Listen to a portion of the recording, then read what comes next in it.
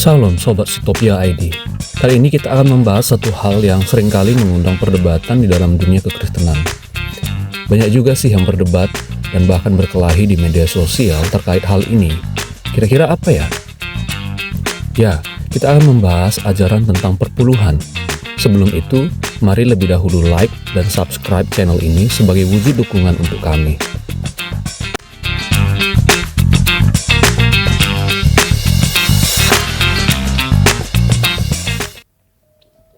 Sebenarnya beberapa waktu yang lalu, kita sangat dihebohkan dengan salah satu cuplikan khotbah dari pendeta Gilbert Lumendong yang bisa dibilang mengejek praktek pemberian zakat di agama lain.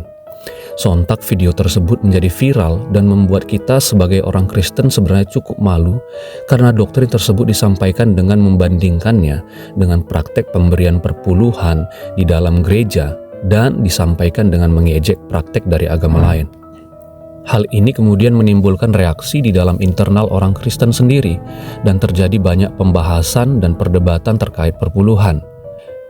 Dari semua perdebatan dan pembahasan tersebut, secara jumlah kita melihat bahwa cukup berimbang antara sejumlah pengajar Kristen yang mendukung praktek perpuluhan dan para pengajar lain yang kemudian dengan tegas menolak praktek pemberian perpuluhan.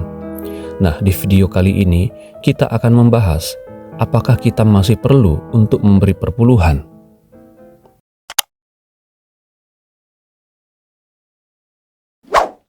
Sebenarnya perpuluhan itu apa sih? Good question. You are a good question.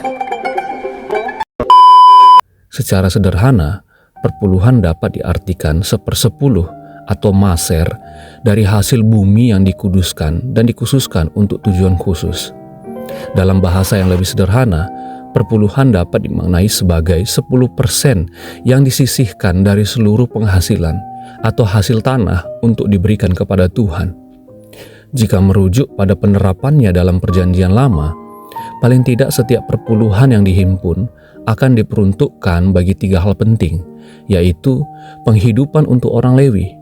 Orang Lewi mendapat bagian dalam perpuluhan karena orang Lewi tidak mendapat bagian tanah pusaka seperti 11 suku yang lain.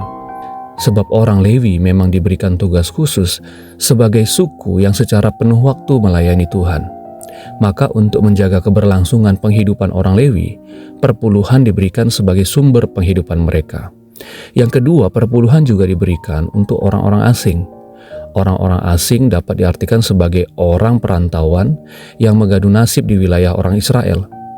Mereka mendapat bagian dalam perpuluhan karena orang Yahudi dahulu pun seorang asing di tanah yang saat itu mereka duduki. Tentu hal ini hanya berlaku bagi orang asing yang kurang beruntung di perantauan.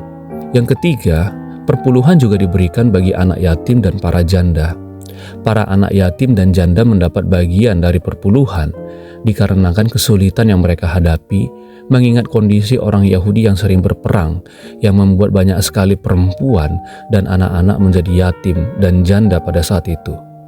Di samping secara umum kita tentu dapat memahami bahwa kehidupan anak yatim dan janda pasti jauh lebih berat dibanding kehidupan seorang yang tidak memiliki seorang ibu ataupun seorang duda.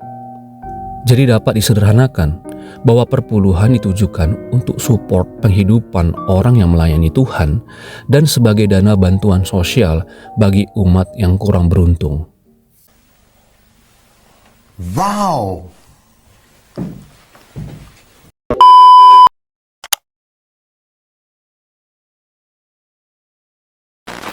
Merujuk penelitian dari Charleston Research, paling tidak ada 10 alasan orang tidak memberi perpuluhan. Kami tidak akan membahas semua hal ini, tapi mari kita garis bawahi satu hal yang umumnya kita temukan sebagai alasan banyak orang tidak memberi perpuluhan. Hal pertama yang harus kita pahami adalah Yesus tidak pernah meniadakan hukum Taurat, namun justru menggenapinya di dalam karya dari Kristus itu sendiri. Kita kemudian dapat melihat Kristus mempertajam penerapan hukum Taurat secara moral, sehingga sebenarnya Kristus justru membuat tanggung jawab moral di dalam Perjanjian Baru justru jauh lebih berat. Anda perlu tahu bahwa awalnya hukum Taurat hanya berisi 10 hukum yang kita semua telah ketahui. Kemudian dalam perkembangannya, 10 hukum Taurat tersebut dijabarkan menjadi 613 hukum yang biasa orang Yahudi sebut mitzvot. Namun dari 613 hukum yang rumit dan begitu sulit untuk dilakukan itu, sebenarnya secara sederhana hanya terdiri dari 3 bagian utama, yaitu hukum seremonial yang berisi tata cara ibadah, liturgi, pemberian korban, dan lain sebagainya. Hukum kedua yaitu hukum sipil yang berisi hukuman dan konsekuensi bagi orang-orang yang melanggar hukum Taurat. Dan hukum yang ketiga adalah hukum moral yang berisi larangan terkait hal-hal batiniah. Paulus menegaskan bahwa ada hukum Taurat yang dibatalkan, sementara Yesus mengungkapkan tidak ada hukum Taurat yang dibatalkan. Terlihat seperti kontroversi, padahal kedua hal ini tidaklah bertentangan, namun saling melengkapi. Paulus menegaskan bahwa kematian Kristus membatalkan hukum Taurat dalam aspek lahiriahnya, sehingga terkait dua hukum pertama, yaitu hukum seremonial dan hukum sipil, hal inilah yang kemudian membuat kita tidak perlu lagi membuat pola bait Allah dan upacara seperti yang ada di bait Allah pada masa perjanjian lama, karena semuanya telah digenapi di dalam Kristus.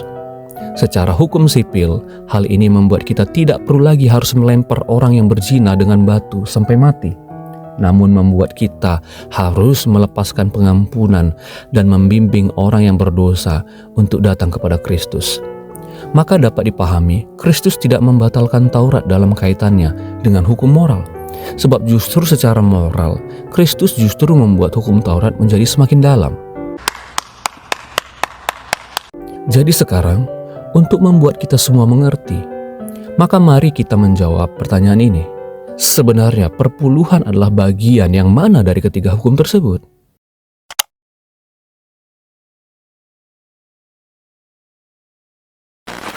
Banyak orang yang menolak praktek perpuluhan saat ini biasanya menggunakan ayat di dalam Efesus pasal 2 ayat 15 sebagai dasar untuk meniadakan praktek pemberian perpuluhan.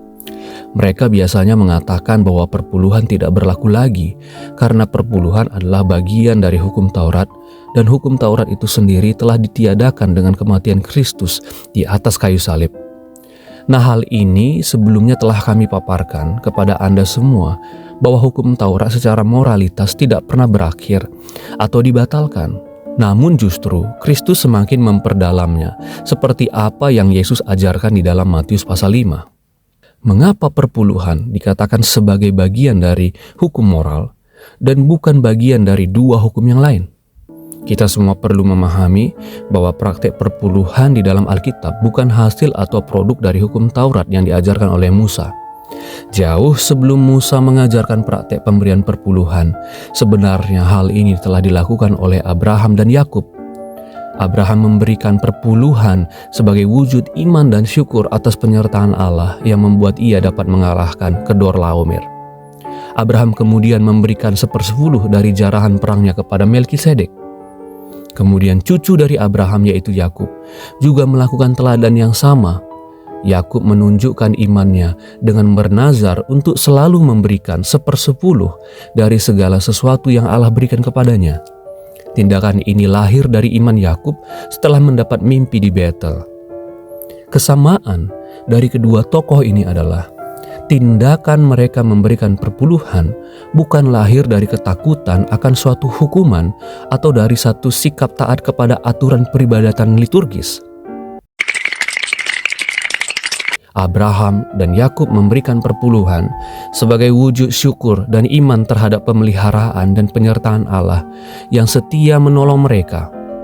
Dasar dari iman Abraham dan Yakub sebagai leluhur bangsa Israel inilah yang kemudian membuat Musa di dalam pimpinan Roh Kudus membuat suatu regulasi mengenai pemberian dan penggunaan perpuluhan yang bertujuan agar pemberian dan penggunaannya menjadi semakin tertib. Kami meyakini bahwa perpuluhan masih berlaku dan relevan untuk diterapkan pada masa kini. Namun kami sangat menentang praktek pengumpulan perpuluhan yang manipulatif dan bertujuan memperkaya oknum tertentu dengan meminta jemaat memberikan perpuluhan, namun kemudian perpuluhan tersebut dijadikan milik pribadi untuk memperkaya diri. Maka penting sekali kita semua memilih gereja yang memiliki transparansi dalam keuangan. Dalam video ini kami tidak memberikan suatu penjelasan mendetail mengenai praktek pemberian perpuluhan, seperti apakah perpuluhan itu dihitung setelah kita memberikan pajak pada negara dan lain sebagainya. Penekanan kami adalah sikap hati dalam memberikan perpuluhan itu sendiri. Perpuluhan harus lahir dari rasa syukur dan iman yang berpusat pada penebusan Kristus. Jika kita melihat pada pengorbanan Kristus, maka bukankah kita akan merasa bahwa 1/10 dari apa yang kita berikan itu adalah suatu bilangan yang terbilang ringan untuk diberikan? Paulus memberikan contoh kepada jemaat Korintus tentang bagaimana pengorbanan jemaat yang ada di Makedonia yang memberi persembahan untuk membantu jemaat di Yerusalem. Jemaat Makedonia memberi di tengah kekurangan dan malah melampaui dari kemampuan mereka. Mereka dengan rela melakukan hal itu karena mereka merasakan mahalnya darah Kristus yang telah menebus hidup mereka. Sekali lagi kami menekankan bahwa mari memberi dengan rasa syukur dan iman, bukan dengan sungut-sungut dan keterpaksaan. Terima kasih telah memberikan waktu untuk bersama-sama belajar kebenaran.